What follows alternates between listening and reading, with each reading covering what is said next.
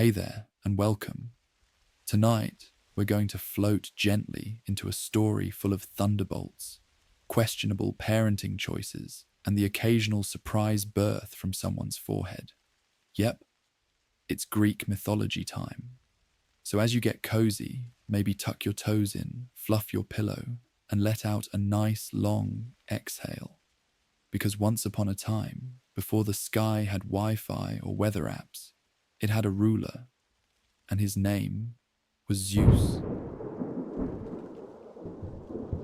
Before there were gods with glorious beards and dramatic sibling rivalries, there was only chaos. Then came Gaia, the earth, and Uranus, the sky. Together, they created the Titans, who were large, ancient, and probably in desperate need of therapy. Cronus was the top Titan. He was powerful, commanding, paranoid, because a prophecy whispered that one of his kids would overthrow him, just like he did to his dad. So naturally, he did what any rational father wouldn't. He started swallowing his newborn children like they were breath mints. But when baby Zeus came along, his mother, Rhea, decided enough was enough. She pulled the classic stone in a blanket trick and handed it to Cronus, who gulped it down without checking the label. Zeus, meanwhile, was hidden far away. Imagine being raised in a hidden cave on Crete by a celestial goat named Amalthea. That's the start of Zeus's journey, not with royal trumpets, but the gentle clinking of goat hooves and the whisper of sea breezes. As a baby, Zeus was swaddled in wool and fed on divine goat milk. The cave itself was a cradle of nature. Its walls shimmered with minerals, and the air buzzed softly with sacred energy. The curettes, armed warriors, danced and clanged their spears to cover his cries, not because they loved percussion, but because Cronus was the kind of dad who'd eat you if he heard you. Amalthea wasn't just any goat. Her horn would one day become the cornucopia, the horn of plenty, symbolizing endless abundance. Talk about milk with benefits.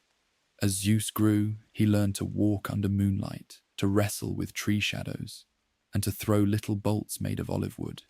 His toys weren't plastic, they were carved symbols of fate. He'd listen to the wind as if it had secrets. And maybe it did. He wasn't just growing stronger, he was becoming aware. The world beyond the cave pulsed with the promise of destiny. And one day, it whispered, "It's time." Zeus, no longer a hidden child, stepped into the light, not just to take his place in the world, but to change it forever. Let's take a soft, slow breath, because this next chapter is going to rumble like distant thunder. Zeus had grown, not just in stature, but in purpose. From the quiet mountain cave of Crete to the vast heavens where clouds gather in suspense, his destiny had been building. Now he was ready to face the Titan who tried to chew history into submission, his father, Cronus. But Zeus didn't come crashing in with thunder and glory. Not yet. First, he needed wisdom. He sought out Metis, the goddess of cunning thought, a clever, calm strategist who probably invented the art of eyebrow-raising skepticism. With her, Zeus crafted a potion so potent, it could unravel the prideful belly of a Titan.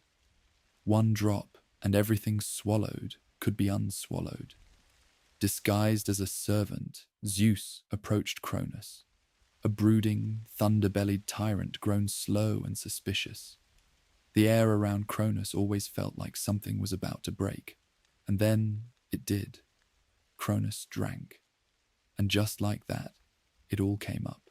Hestia, glowing with warmth, Demeter, crowned in green, Hera, regal and sharp-eyed, Poseidon, foaming with sea-born power, Hades, quiet as a tomb but twice as intense. One by one, Zeus's siblings returned to the light, and they were not happy. What followed was not a simple rebellion. It was a divine war, the Titanomachy, a decade-long clash of generation against generation, sky against stone, future against fear. The Titans, towering and stubborn, refused to release the world. Their muscles were mountains, their words rolled like earthquakes. But the Olympians had something more potent: vision. That and the Cyclopes. Ah yes, the Cyclopes, one-eyed smiths of legend. Zeus freed them from Tartarus, and in return, they gifted him the thunderbolt. Bright, sizzling, focused, like justice in electric form. Poseidon received the trident, not just a fork for angry sea gods, but a weapon that shook the ocean floor. And Hades, he received a helm of darkness, a shadow so deep even fear hesitated to follow him. The battles that followed were the kind of stories that make the stars look away. Thunder cracked, skies screamed, trees wept, resin and mountains split open. Zeus, atop high cliffs, hurled bolts with precise fury. Poseidon raised tidal waves that swallowed whole islands. Hades moved invisibly, whispering despair into the ears of Titans mid-swing. Even nature seemed undecided. The wind would race, then vanish. Rivers would flow backward. The sun, some days, forgot to rise. Cronus stood in the center of it all, refusing to fall. He was not just a father, he was an era. And eras do not end easily, but war wears everyone down. Even Titans, especially Titans who ruled through fear and appetite. Eventually, Cronus faltered. A bolt struck him square in the chest. Not fatal. Gods do not die. But it cracked him open, metaphorically and otherwise. Time itself paused. Zeus stood over him, not with glee, but with gravitas. "Your time is over," he said. Simple, final. And with that, Cronus was cast into Tartarus, a deep, echoing pit far below the earth. Not death, just silence. The Titans followed, one by one, shackled not in chains but in memory. And the world breathed. The war was over. But the real question still lingered in the mist. What comes after victory? That's where we'll go next. Now that the storms have quieted, let's take a softer path. A quieter walk through the symbols, stories, and meanings that make Zeus more than just a thunder-hurling patriarch. Tonight, we explore not the war maker, but the archetype, the images carved into marble, whispered in prayers, and etched into history like grooves in weathered stone. First, the thunderbolt, Zeus's calling card.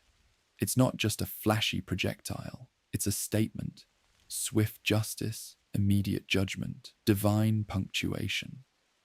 When Zeus throws a thunderbolt, it means the conversation is over. The imagery is timeless, a god towering in the sky, lightning in hand, framed by a storm that's more theatrical than practical. The thunderbolt wasn't just about anger. It was about visibility. Zeus didn't hide in temples or murmur secrets in dreams like some gods. He made his presence known. Bold, loud, electrifying. It's like divine customer service. Fast, loud, and sometimes overkill. Then there's the eagle, Zeus's sacred animal. It soars where others can't. Majestic, sharp-eyed, and always just out of reach. In myths, the eagle is more than a bird. It's a symbol of vision and rule. It watches the world from above, detached yet all-seeing, just like Zeus himself. Many kings would later adopt the eagle as their standard, but it all started here, with a sky god who liked his symbols airborne and intimidating. The oak tree is another of Zeus's emblems, rooted deeply, broad, unwavering. In Dodona, the oldest oracle in Greece, sacred oak trees whispered his will in the rustling of leaves. Imagine that. A divine forecast, not in words, but in the hush of wind through branches. The oak doesn't shout. It endures. It listens. It holds secrets older than cities. These three, the bolt, the bird, and the tree, together tell us about Zeus's reign. Swift and severe, distant yet watching, old as the hills. But Zeus isn't just a collection of impressive accessories. He's also a father, mythologically, metaphorically, and sometimes problematically. His children are countless, literally. Trying to name them all is like trying to alphabetize a thunderstorm. You've got Athena, who sprang from his forehead in full armor after he swallowed her mother. Classic dad moment. Apollo and Artemis, twins of the sun and moon. Dionysus, the party god, born from Zeus's thigh. Don't ask. Hermes, messenger and mischief maker. And then hundreds of heroes and demigods, many born from unions that were, let's say, ethically complicated. Zeus's romantic track record is spotty at best, troubling at worst. He turned into swans, bulls, golden rain, all to woo or deceive mortals and immortals alike. Not exactly the healthiest relationship model. Yet in mythology, these stories weren't just about divine drama. They were explanations, allegories, ways to account for strange births, mysterious talents, or divine favor. Zeus, as a lover, was chaotic, but also creative. Through him, new myths, new heroes, new stories were born. Let's step back now and look at the way Zeus's image ripples through art. In ancient sculpture, Zeus is often shown bearded, strong, poised mid-throw with a bolt in hand. He's muscular, not overly so, but just enough to look like he could both hurl a lightning bolt and host a godly TED Talk. In frescoes, he's regal, surrounded by clouds, draped in robes that billow like theatre curtains. His eyes always distant, like he's hearing prayers from 3 towns over. During the Renaissance, artists brought Zeus back in full divine drama. In paintings by masters like Rubens, he's grand, sensual, surrounded by nymphs and clouds and lightning that curls like golden fire. To artists, Zeus wasn't just a god.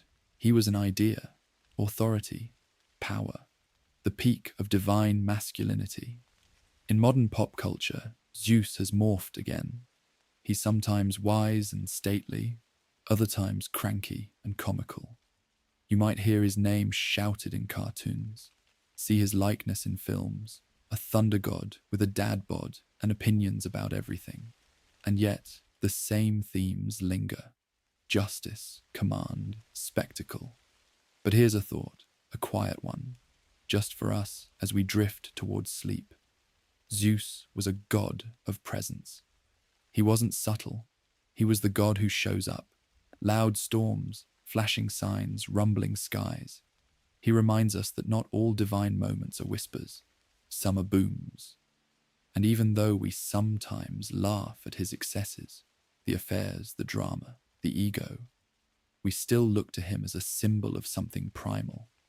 The need for someone or something to keep order in a chaotic world. The thunderbolt reminds us that action matters. The eagle tells us that perspective is power. The oak shows us that true strength is rooted. So maybe Zeus, for all his noise and flaws, was never meant to be perfect. Maybe he was just meant to be present. And now, with the echoes of thunder fading, we move forward to the places where Zeus still lingers. Not on thrones, but in stories, paintings, planets, and dreams. Let's take one last slow breath and let the thunder roll softly behind us, like a distant memory. Because now we enter the long shadow Zeus cast, not just over Olympus, but across time, culture, art, and even the way we think about power itself. When the war was over and the Titans had been sealed in Tartarus, Zeus wasn't just king of the gods. He became a blueprint, not for rulers necessarily, but for rule. And that, as it turns out, is far more enduring. Let's begin in the temples. All across ancient Greece, from towering marble structures in Athens to the whispering oak groves of Dodona. Zeus was honored as a presence you didn't just pray to, you noticed. His temples weren't quiet nooks, they were statements. Columns so tall they made you crane your neck. Statues of Zeus stood proud and commanding, often holding a thunderbolt, sometimes with an eagle perched at his side. These places were designed to impress, because Zeus wasn't about humility. He was about awe. And that sense of awe traveled.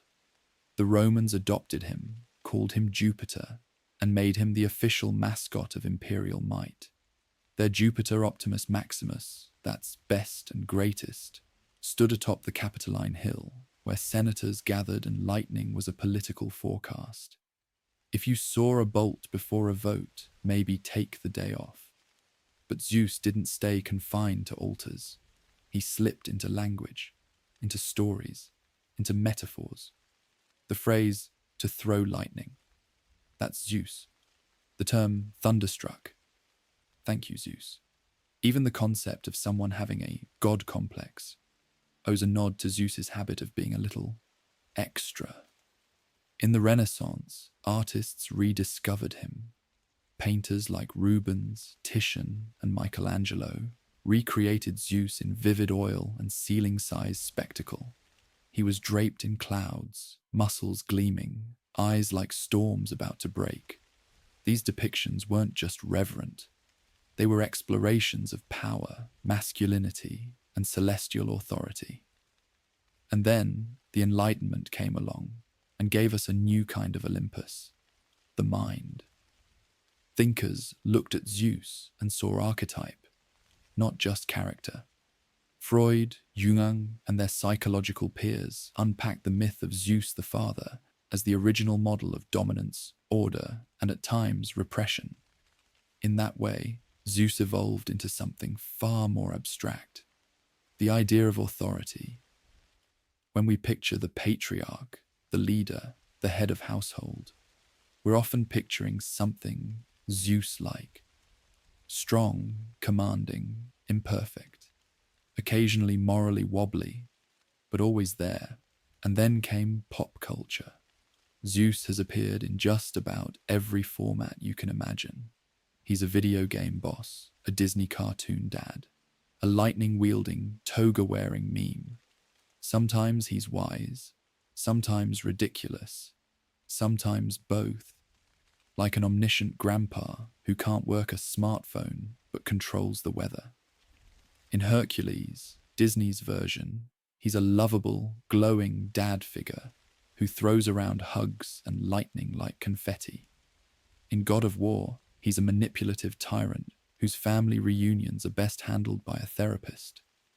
In Clash of the Titans, he's glittering, brooding, and occasionally turns into a hawk. As you do. Even in advertising, Zeus shows up. Want to sell tires? Put a thunder god on the box. Need to make your cologne sound powerful? Call it Olympus Mist and let Zeus scowl in the background. But all these versions, even the silliest, share something important. Presence. Zeus is never subtle. He always arrives. Always acts. And that's why we still talk about him. Because there's something oddly comforting in the idea of a thunder god who's always watching. Not to micromanage, just to be there, to remind us that even the wildest storm has a source. That power, even when flawed, can have purpose. So what does Zeus mean today? Well, maybe he's no longer the guy in the clouds throwing sparks.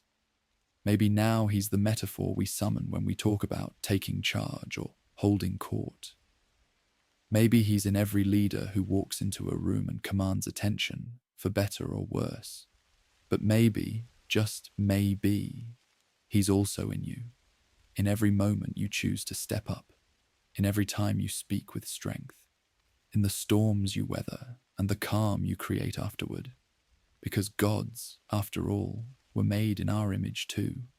And whether he's in a temple, a textbook, or a movie theatre, Zeus remains what he always was, larger than life, lightning in a name, and an echo that still rumbles long after the clouds have cleared. And now, as you rest beneath your very own little Mount Olympus of blankets and pillows, know that the gods are done bickering for tonight. The stars are steady, the clouds have parted, and somewhere up above, a very tired, very dramatic sky god is watching over you. Sleep well, traveller. May your dreams be thunderous, and your goat nurses kind.